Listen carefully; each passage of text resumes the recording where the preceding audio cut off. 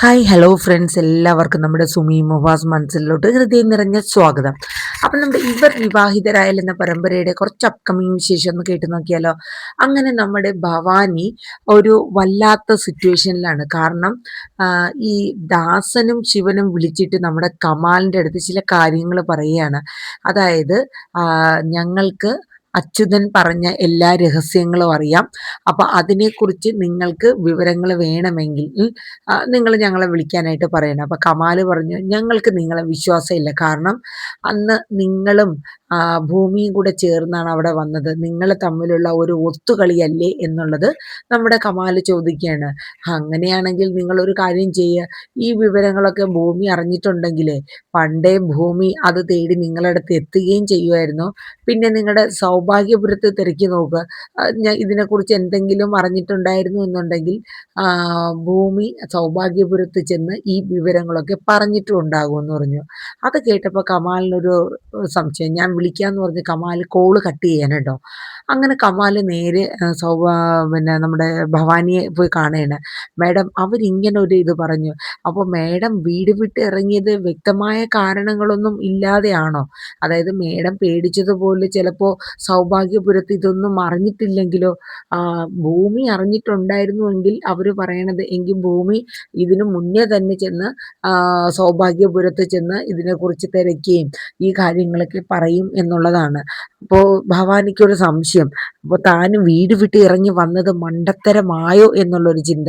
അങ്ങനെ കമാലിനെ വിട്ടിട്ട് താൻ പോയി സൗഭാഗ്യപുരത്തെ കാര്യങ്ങളൊക്കെ ഒന്ന് തിരക്കാനായിട്ട് പറയണം.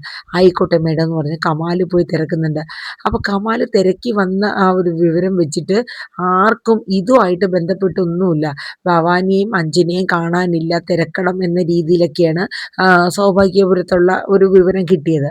ഇത് വന്ന് നമ്മുടെ ഭവാനിയോട് കമാല് പറയാണ്.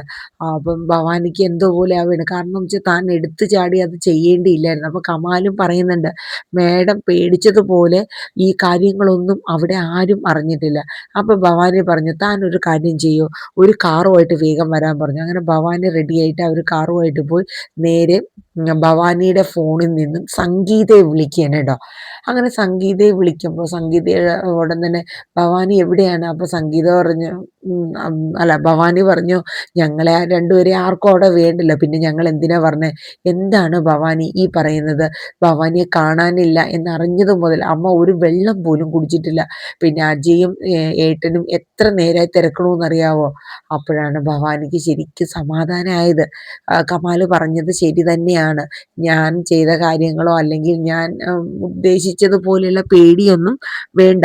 അങ്ങനെ ഭവാനി പറയുന്നുണ്ട്, എന്നെ എൻ്റെ മോളെ ആർക്കും വേണ്ട, പിന്നെ ഞാൻ എന്തിനാ അങ്ങോട്ട് വരുന്നത്? അപ്പോൾ സംഗീത പറഞ്ഞു, നീ അങ്ങനെയൊന്നും ചിന്തിക്കല്ലേ ഭവാനി.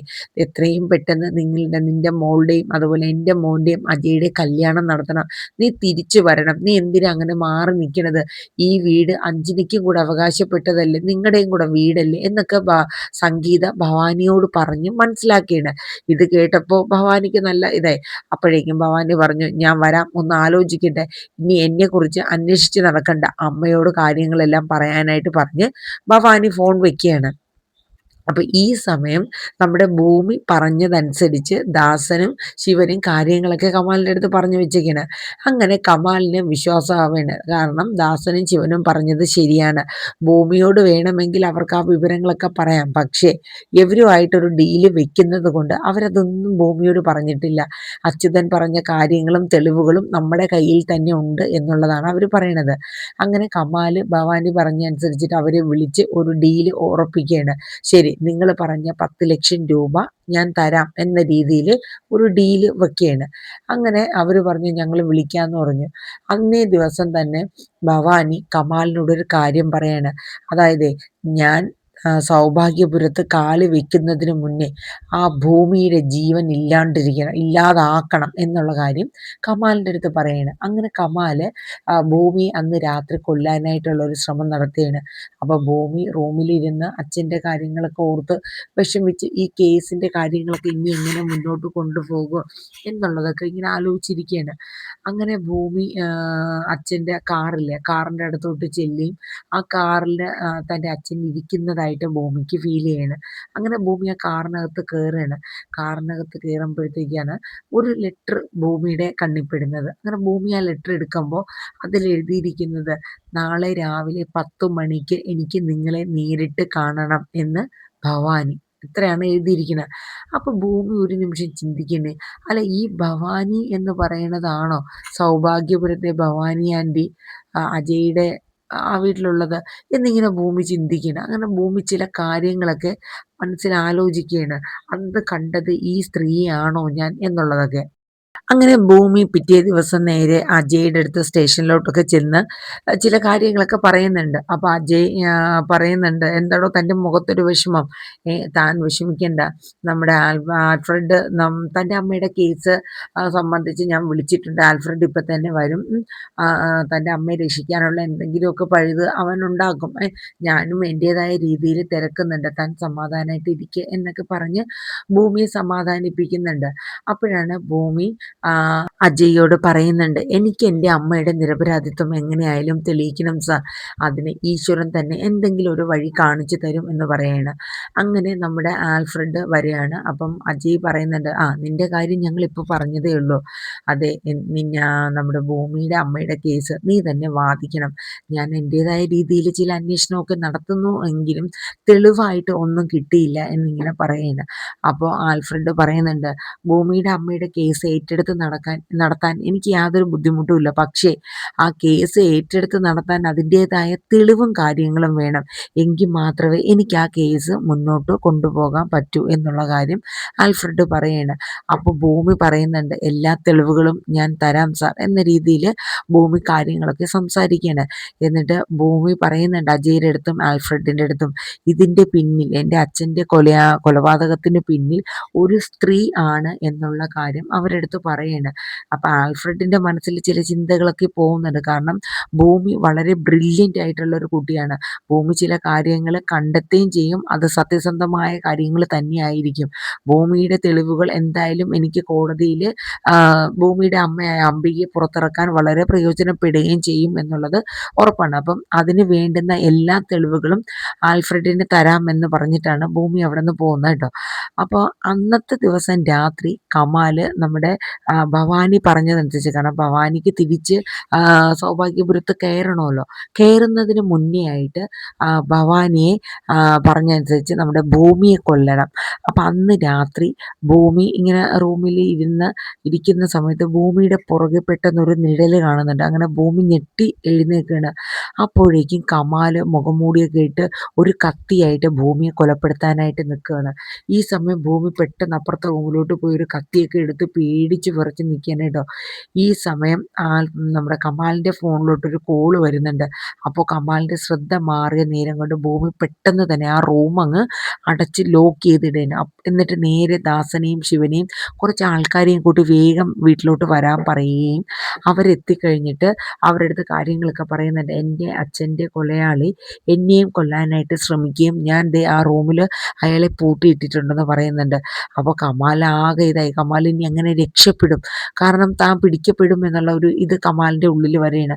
അങ്ങനെ ശിവനും ദാസനും ചേർന്ന് മാസ്ക് ഒക്കെ ധരിച്ചിട്ട്, കാരണം എന്ന് വെച്ചാൽ അയാളുടെ മുന്നിൽ ശിവനും ദാസനും ചെന്ന് കഴിഞ്ഞാൽ പിന്നെ ശിവനെയും ദാസനെയും തിരിച്ചറിയൂലേ ഭൂമിയുടെ കൂടെയുള്ള ആളാണ് എന്നുള്ളത്. ഭൂമി അവരുടെ അടുത്ത് ഒന്നും പറഞ്ഞിട്ടില്ല എന്നുള്ളതാണല്ലോ ഇവര് പറഞ്ഞേക്കുന്നത് കമാലിൻ്റെ അടുത്ത്. അതുകൊണ്ട് ആ മാസ്ക് ഒക്കെ ധരിച്ചിട്ട് അവർ നേരെ ആ റൂം തുറക്കണതും കമാൽ ആ ഡോറിൻ്റെ സൈഡിൽ പതുങ്ങിയിരിക്കുകയാണ് കേട്ടോ. അങ്ങനെ ഇവരെ തള്ളിയിട്ടിട്ട് കമാൽ രക്ഷപ്പെടാനായിട്ട് ശ്രമിക്കുന്നതും കമാലിനെ അടിച്ച് വീഴ്ത്തുകയാണ് നമ്മുടെ ഭൂമി. പക്ഷെ എങ്ങനെയോ ഭൂമിയുടെ കൈ ഒന്ന് മുറിയുന്നുണ്ട് കേട്ടോ കത്തി കൊണ്ടിട്ട്. ആ സമയം വന്നിട്ട് നമ്മുടെ ദാസനും ശിവനും മറ്റുള്ളവരും കൂടെ ചേർന്ന് കമാലിൻ്റെ മുഖം മൂടി ഊരി മാറ്റുകയാണ് കേട്ടോ. അപ്പോൾ ഭൂമിയും നമ്മുടെ ശിവനും ദാസനും അയാളെ തിരിച്ചറിയണം. പക്ഷെ എന്നിട്ട് അയാൾ ഓടി രക്ഷപ്പെടും. കാരണം പോലീസിനെ പിടിച്ചേൽപ്പിക്കണ്ട ഇപ്പോൾ. കാരണം ആ സ്ത്രീ ആയ മെയിൻ കൊലയാളിയുടെ മുമ്പിൽ എത്തണമെങ്കിൽ ഇയാളെ വഴിയേ നമുക്ക് പറ്റുള്ളൂ. അതുകൊണ്ട് ഇപ്പം പോലീസിനെ ഏൽപ്പിക്കണ്ട എന്നുള്ളതാണ് ഭൂമി പറഞ്ഞിരിക്കുന്നത്. അങ്ങനെ ഇതനുസരിച്ചിട്ട് ഭൂമി പറയുന്നുണ്ട്, അപ്പോൾ ഇയാൾ തന്നെ ആയിരിക്കണം എൻ്റെ അച്ഛനെയും കൊലപ്പെടുത്തിയത് എന്നുള്ളത് ഭൂമി അവരോട് പറയാണ്. അങ്ങനെ പിറ്റേ ദിവസം രാവിലെ ഭൂമി പറഞ്ഞതനുസരിച്ചിട്ട് കമാലിനെ വിളിക്കുകയാണ്. അപ്പോൾ എന്നിട്ട് വിളിച്ചിട്ട് പറയുന്നുണ്ട്, ഞങ്ങൾ നാളെ ഇന്ന സ്ഥലത്ത് ഞങ്ങൾ പറയുന്നൊരു ഗോഡൗണിൽ നിങ്ങൾ വരണം എന്നുള്ളത്. അപ്പോൾ കമാൽ ചോദിക്കും, നിങ്ങളെന്ത് ഇത്രയും നേരമായിട്ട് വിളിക്കാത്തത്? ഞങ്ങൾ ഇത്രയും നേരം വെയിറ്റ് ചെയ്തിരിക്കുകയായിരുന്നല്ലോ. അപ്പോൾ നമ്മുടെ ശിവനും ദാസനും പറഞ്ഞു, അതെ, ഞങ്ങൾക്ക് ഈ കാര്യങ്ങൾ അങ്ങനെ പെട്ടെന്ന് ചെയ്യാൻ പറ്റുന്നതല്ലല്ലോ. അതിൻ്റെതായ രീതിയിൽ ഒളിവ് മറവോട് കൂടിയൊക്കെയല്ലേ ചെയ്യാൻ പറ്റുള്ളൂ. മറ്റുള്ളവരെയൊക്കെ നോക്കണ്ടേ. നമ്മൾ കുറച്ച് വർക്കിലും കാര്യങ്ങളിലും ആയിരുന്നു, അതുകൊണ്ടാണ് കുറച്ച് തിരക്കായി പോയെന്ന കാര്യമൊക്കെ ദാസൻ പറയാണ്. അതിനുശേഷം അവർ പറഞ്ഞതുപോലെ നമ്മുടെ ഭവാനിയും അതുപോലെ തന്നെ നമ്മുടെ കമാലും ആ ഗോഡൗണിൽ എത്തുകയാണ്. അപ്പം ഭവാനിക്ക് ഉറപ്പാണ്. കാരണം എന്താണെന്ന് വെച്ചാൽ സൗഭാഗ്യപുരത്ത് ഈ കാര്യങ്ങളൊന്നും അറിഞ്ഞിട്ടുമില്ല, ഭൂമി അറിഞ്ഞിട്ടില്ല. ആ ഒരു വിശ്വാസത്തിലാണ് കമാലിനെയും കൂട്ടി ഭവാനി ഈ ഗോഡൗണിലോട്ട് വരുന്നത്. അങ്ങനെ ഗോഡൗണിൽ എത്തിക്കഴിയണതും എവരും വരെയാണ്, ശിവനും ദാസനും എത്തുകയാണ്. അപ്പോഴേക്കും നമ്മുടെ ഭവാനി പറയുന്നുണ്ട്, നിങ്ങളുടെ കയ്യിലുള്ള എല്ലാ തെളിവുകളും എനിക്ക് തരണം. കാരണം നിങ്ങൾ പറഞ്ഞ 10 ലക്ഷം രൂപ ഞാൻ കൊണ്ടുവന്നിട്ടുണ്ടെന്ന്. ഈ സമയത്ത് ഇവരെ പിടിക്കാനുള്ള എല്ലാ തന്ത്രങ്ങളും ഭൂമി മെനഞ്ഞിട്ടാണ് ഇവരിവിടെ വരുത്തിയത്. അതായത് അജയ്യെ വിളിച്ചിട്ട് കൃത്യം 1:30 രാത്രി ഇന്നൊരു ഗോഡൗണിൽ വരണമെന്നും എൻ്റെ അച്ഛൻ്റെ കൊലയാളികളെ സാറിന് കയ്യോടെ പിടിക്കാൻ പറ്റും എന്നുള്ളത് ഭൂമി പറയാണ്. കാരണം ഭൂമി ഈ ഭവാനിയുടെ കാര്യം പറഞ്ഞ് അന്ന് അജയ് ദേഷ്യപ്പെട്ടതാണ്. കാരണം വേറൊന്നുമല്ല, സൗഭാഗ്യപുരത്തെ സാറ് സ്നേഹിക്കുന്ന ഒരാളാണ് എൻ്റെ അച്ഛൻ്റെ കൊലയാളി എന്നുള്ളത് പറഞ്ഞപ്പോൾ അജയ്ക്ക് ഭയങ്കരമായിട്ട് ദേഷ്യം വന്നതാണ്. അപ്പോൾ നേരിട്ട് കണ്ടു കഴിഞ്ഞാൽ പിന്നെ അത് പ്രശ്നമല്ലല്ലോ. അങ്ങനെ ഭൂമി അജയിനെ വിളിച്ചു വരുത്തിയിട്ട് ഒരു റൂമിൽ, ഗോഡൗണിൻ്റെ ഒരു റൂമിൽ ഇരുത്തിയിട്ട് TV കൂടെ പല കാര്യങ്ങൾ, ഇതൊക്കെ ഈ വീഡിയോ, അതായത് ഭൂമി വീഡിയോ പിടിക്കുന്നത് അജയ് നേരിട്ട് TV കൂടെ കാണുകയാണ്. അങ്ങനെ ഭൂമി ഇതൊക്കെ ഒളിഞ്ഞു നിന്ന് ഇവർ സംസാരിക്കുന്നതും ഒക്കെ ക്യാമറയിൽ പകർത്തുകയാണ്. അതെല്ലാം കണ്ട് അന്താളിച്ച് നമ്മുടെ അജയ് നിൽക്കുകയാണ്.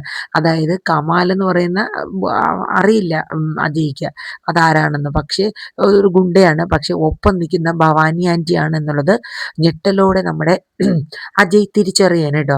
അങ്ങനെ അജയ് ഇത് കണ്ടിട്ട് ഭൂമി ദാസനും ശിവനും ചില കാര്യങ്ങളൊക്കെ പറഞ്ഞ് മനസ്സിലാക്കി കൊടുത്തിട്ടുണ്ട് അവരോട്, എന്തൊക്കെ ചോദിക്കണം എന്നുള്ളത്.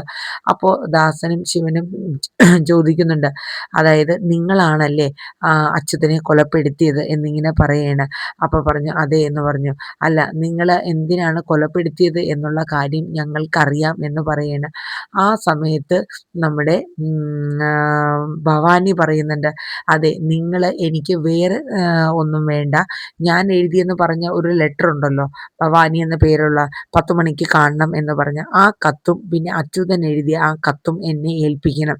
ഇനി ഒരു തെളിവ് നിങ്ങളുടെ കയ്യിൽ വരാൻ പാടില്ല. പിന്നെ നിങ്ങൾക്കറിയാവുന്ന കാര്യങ്ങളൊന്നും ഇനി മൂന്നാമതൊരാൾ അറിയാനും പാടില്ല. അതാണ് ഡീല്.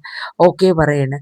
ഈ സമയത്ത് നമ്മുടെ അജയ് ഞെട്ടിത്തരിച്ച് നിൽക്കുകയാണ്. കാരണം എന്ന് വെച്ചാൽ എന്തിനാണ് ഭവാനി ആൻറ്റി ഈ ഒരു കാര്യം ചെയ്യണത്? ആൻറ്റിയും അച്യുതനും, അതായത് ഭൂമിയുടെ അച്ഛനും തമ്മിൽ എന്താണ് ബന്ധം എന്നൊക്കെ ഇങ്ങനെ ആലോചിച്ച് നിൽക്കുകയാണ്. ഇവരിത് നമ്മുടെ ഭവാനിയും കമാലും ഇത് പറഞ്ഞുകൊണ്ടിരിക്കുന്നതും പെട്ടെന്ന് അവരുടെ ദേഹത്തേക്ക് ഒരു വല വന്നങ്ങ് വീഴുകയാണ്. അവർക്കൊന്നും ചെയ്യാൻ പറ്റില്ല. അവർക്ക് മനസ്സിലായി അവർ ട്രാപ്പിലകപ്പെട്ടു എന്നുള്ള കാര്യം മനസ്സിലാവുകയാണ്. അങ്ങനെ ഭവാനിയും കമാലും രക്ഷപ്പെടാനാവാതെ ആ വലയ്ക്കുള്ളിൽ കിടന്ന് ഇങ്ങനെ ഇതാവുകയാണ്. ഈ സമയം നമ്മുടെ ഭൂമിയും അതുപോലെ തന്നെ അജയും വരികയാണ് അങ്ങോട്ട്. അജയെ കണ്ട് ഭവാനി ഞെട്ടിത്തരിക്കുകയാണ്. ഓഹോ, അപ്പോൾ ഭൂമിയുടെ അച്ഛൻ്റെ കൊലപാതകത്തിന് പിന്നിൽ നിങ്ങളാണല്ലേ? എന്തിനാ നിങ്ങളിത് ചെയ്തത്? നിങ്ങൾ അതുകൊണ്ടാണല്ലേ അഞ്ജനയും കൂട്ടി നിങ്ങൾ സൗഭാഗ്യപുരത്ത് നിന്ന് രാത്രിക്ക് തന്നെ നിങ്ങൾ കടന്നത്? നിങ്ങൾ ഭയന്നു അല്ലേ ഞങ്ങളെ? ഇതൊക്കെ അറിഞ്ഞു എന്നുള്ള രീതിയിൽ. അങ്ങനെ അജയ്ക്ക് എല്ലാം ഒരുവിധം മനസ്സിലാവുകയാണ്. അപ്പോൾ ചോദിക്കുന്നുണ്ട്, നിങ്ങളും അച്യുതനും തമ്മിൽ എന്താണ് ബന്ധം? എന്തിനാണ് നിങ്ങൾ ഭൂമിയെ കൊല്ലാൻ ശ്രമിക്കുന്നത്? ഇതിൻ്റെയൊക്കെ പിന്നിൽ എന്താണ് എന്നുള്ളത്, ആ രഹസ്യങ്ങളൊക്കെ എനിക്കറിയണം എന്ന് പറയണ. അപ്പോഴാണ് അജയെ ഞെട്ടിച്ചുകൊണ്ട് ഭൂമി, "സാർ, എനിക്ക് ആ കാര്യം എന്താണ് എന്നറിയാം. പക്ഷേ വ്യക്തമായ എല്ലാ തെളിവുകളോടും കൂടി സാറിൻ്റെ മുന്നിൽ ഇവരെ എനിക്ക് എത്തിക്കണം. അതിന് വേണ്ടിയിട്ട് തന്നെയാണ് ഈ കളി ഞാൻ കളിച്ചതെന്ന്" പറയണെ. കാരണം ഇതിനു മുന്നേ ഞാൻ മനസ്സിലാക്കിയതാണ്, സൗഭാഗ്യപുരത്തെ ഭവാനിയാണ് എൻ്റെ അച്ഛൻ്റെ കൊലപാതകത്തിൻ്റെ പിന്നില് എന്നുള്ളത് ഞാൻ അറിഞ്ഞതാണ്. കമാലിനെ കൊണ്ട് ഇവരത് ചെയ്യിക്കുകയായിരുന്നു ആ കൃത്യം. എന്നിട്ട് എൻ്റെ അമ്മയുടെ മേൽ ആ കൃത്യം ആരോപിക്കാനായിരുന്നു ഇവർ ശ്രമിച്ചതെന്നും ഭൂമി പറയാണ്. പിന്നെ എന്തിനാണ് കൊലപ്പെടുത്തിയത് എന്നുള്ളതും കൂടെ സാർ അറിയണ്ടേ? അതായത് 10-22 വർഷങ്ങൾക്ക് മുന്നേ ഈ സ്ത്രീ എന്നെ കൊല്ലാൻ ഏൽപ്പിക്കുകയായിരുന്നു, അച്യുതൻ എന്ന് പറയുന്ന എൻ്റെ അച്ഛൻ്റെ അടുത്ത്. അപ്പൊ അജയ് ചോദിക്കുന്നു, എന്താ ഭൂമി നീ ഈ പറയണത്? അതെ, ഞാൻ സൗഭാഗ്യപുരത്തെ സത്യദാസ് സാറിൻ്റെ മകളായ അഭിരാമിയാണ് സാർ. എന്നെ കൊലപ്പെടുത്താൻ വേണ്ടി അച്യുതനെ ഏൽപ്പിച്ച്, എൻ്റെ അച്ഛനെ ഏൽപ്പിച്ചു. എൻ്റെ അച്ഛൻ എന്നെ മകളായി വളർത്തുകയായിരുന്നു. അജയ് ഞെട്ടിത്തരിക്കുകയാണ്. അജയ്ക്ക് എന്താ ഈ കേൾക്കണേന്നുള്ള അറിയില്ല. അങ്ങനെ ഭൂമി ആ സത്യങ്ങളൊക്കെ പറയാണ്. നമ്മുടെ ഭവാനി ഞെട്ടിത്തരിച്ച് നിൽക്കുകയാണ്. കാരണം ഇതൊക്കെ അജയ് മനസ്സിലാക്കി, തൻ്റെ ജീവിതം പോയി, താൻ ട്രാപ്പിലായി എന്നൊക്കെയുള്ള ആ ഒരു ഭയപ്പാടോടുകൂടി ഭവാനി നിൽക്കുകയാണ്. എന്നിട്ട് നമ്മുടെ അഭിരാമിയാണ് താനെന്നും തൻ്റെ കയ്യിൽ അതിനുള്ള തെളിവുമുണ്ട് എന്ന് പറഞ്ഞിട്ട് അഭിരാമി ആ ലോക്കറ്റുള്ള മാല എടുത്ത് കാണിക്കുകയും തൻ്റെ കഴുത്തിലെ ആ കറുത്ത മറുകം കാണിക്കുന്നു. ഇതും കൂടെ കണ്ടപ്പോൾ അജയ് ഷോക്കായി പോവുകയാണ്. അജയ്ക്ക് എന്ത് ചെയ്യണമെന്ന് അറിഞ്ഞില്ല. വർഷങ്ങളായിട്ട് താൻ കാത്തിരുന്ന അഭിരാമിയാണോ ഇത്? അങ്ങനെ അജയ് ഓടിച്ചെന്ന് അഭിരാമിയെ അങ്ങ് കെട്ടിപ്പിടിക്കാനായിട്ടോ. അഭിരാമി ഭൂമി നിന്ന് കരയാണ്. കാരണം ഇതിന് വേണ്ടിയിട്ടാണ് എൻ്റെ അച്ഛനെ ഈ സ്ത്രീ കൊലപ്പെടുത്താൻ നോക്കിയത്. എൻ്റെ അച്ഛനിൽ നിന്നും ഈ സത്യങ്ങളൊക്കെ മറ്റുള്ളവരറിയും എന്നുള്ളൊരു പേടിയും ഭയവുമായിരുന്നു ഇവരെ കൊണ്ട് ഇതൊക്കെ ചെയ്യിപ്പിച്ചത്. അച്ഛൻ എന്നോട് പല പ്രാവശ്യമായിട്ട് പറഞ്ഞു, നമുക്ക് ഈ നാട്ടിൽ നിന്ന് പോകണം. പക്ഷെ അച്ഛൻ ഈ സ്ത്രീയെ ഭയന്ന് പേടിച്ചിട്ടാണ് അന്ന് അങ്ങനെ പറഞ്ഞത്. ഇതെല്ലാം എനിക്ക് പിന്നീടാണ് അജയ് മനസ്സിലായെന്നൊക്കെ ഭൂമി പറയുന്നുണ്ട്. പക്ഷെ എന്തൊക്കെ പറഞ്ഞിട്ടും അജയ്ക്ക് ആ ഒരു വിഷമം മാറില്ല. അജയുടെ കണ്ണൊക്കെ നിറഞ്ഞ് ഒഴുകിയാണ്. അഭിരാമി, നീ ഇത്രയും നാളും ഇങ്ങനെ ആയിരുന്നോ, എന്താ എന്നുള്ള രീതിയിലൊക്കെ അജയ് ആകെ ഇടറിപ്പോവുകയാണ്. അജയ്ക്ക് എന്താ ഭൂമിയോട് പറയേണ്ടതെന്ന് കൂടി അറിയില്ല. അങ്ങനെ അജയ് പറയാണ്, ഇതിനെല്ലാം കാരണക്കാരിയായ ദുഷ്ടയായ സ്ത്രീയാണല്ലേ നിങ്ങൾ ഇത്രയും കൊല്ലം എൻ്റെ വലിയ അമ്മ, അതായത് സത്യദാസിനോട് ചെയ്ത ക്രൂരതകളൊക്കെ അജയ് എണ്ണി എണ്ണി പറയണേ. എത്ര വർഷം ആ മനുഷ്യൻ ഈ പീഡനം അനുഭവിച്ചു, നിങ്ങളെ ഞാൻ വെറുതെ വിടില്ല എന്ന് പറഞ്ഞിട്ട് പോലീസിനെ വിളിച്ചു വരുത്തി നമ്മുടെ ഭവാനിയെയും കമാലിനെയും പോലീസിനെ ഏൽപ്പിച്ച് അജയ് അവരെ അറസ്റ്റ് ചെയ്യാനായിട്ടോ. അങ്ങനെ അജയ് ആ ഞെട്ടിക്കുന്ന സത്യങ്ങൾ അറിയാൻ തൻ്റെ വർഷങ്ങൾക്ക് മുന്നേ കാണാതായ അഭിരാമിയാണ് തൻ്റെ മുന്നിൽ നിൽക്കുന്നത് എന്ന സത്യം അജയ് അറിയണം. തെളിവുകളോട് കൂടി തന്നെ അജയ് അത് ഭൂമി ബോധ്യപ്പെടുത്തുകയും ചെയ്യുന്നുണ്ട് കേട്ടോ. അപ്പോൾ ഇതാണ് ഇന്നത്തെ നമ്മുടെ ഇവർ വിവാഹിതരായാൽ എന്ന പരമ്പരയുടെ അപ്കമിങ് റിവ്യൂ. അപ്പോൾ നമ്മുടെ വീഡിയോസ് കേൾക്കാത്തവരൊക്കെ ഉണ്ടെങ്കിൽ ഒന്ന് കേൾക്കുക, സ്കിപ്പ് ചെയ്യാണ്ട് കേൾക്കുക. എല്ലാവരും നമ്മുടെ വീഡിയോസ് ഇഷ്ടപ്പെട്ടുവെങ്കിൽ ലൈക്ക് ചെയ്യാനും ഹൈപ്പ് ചെയ്യാനും മറക്കരുത്. നിങ്ങളുടെ അഭിപ്രായങ്ങളൊക്കെ ഒന്ന് കമൻറ്റ് ബോക്സിൽ രേഖപ്പെടുത്താനും മറക്കരുത്. നല്ലൊരു ശുഭദിനം പറഞ്ഞുകൊണ്ട് നിർത്തുന്നു. Thank you. Bye bye. Take care.